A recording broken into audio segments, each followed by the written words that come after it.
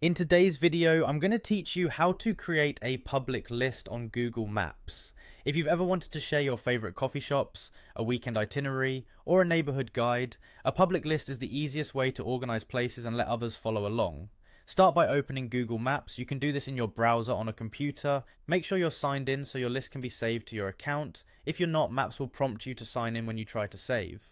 On the left sidebar, click Saved. This is the hub where all your lists live, favorites, want to go, and custom lists you create. If you're on desktop, you'll see your existing lists here. The one we're about to make will appear alongside them. Next, click Create List. This opens a new panel for your custom list. You're laying the foundation now, so keep your purpose in mind. Enter a clear name and a helpful description. A good name sets expectations like Best Vegan Eats Downtown or 2-day Paris Itinerary.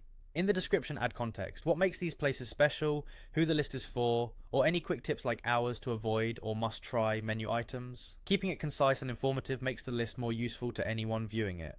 Look for the 3 dots menu on your list panel and select the sharing options. This is where you control visibility and how others can access the list. Choose Shared.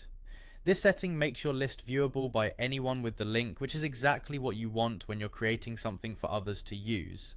It's more discoverable than keeping it private, and you can still control who sees it by sharing the link with your audience, friends, or teammates.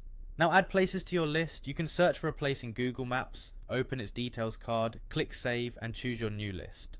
Or from inside the list, use Add Places and search by name or address. As you add each location, consider adding a short note to explain why it's included or what to try there. This context helps viewers make decisions quickly. When you're satisfied, click Done. That saves your changes and finalizes the list. From here, you can copy the link to share it, revisit the Save tab anytime to edit, add more spots, or reorder items as your recommendations evolve. And that's it. You've created a public, shareable Google Maps list that others can use right away. Thanks for watching and happy mapping.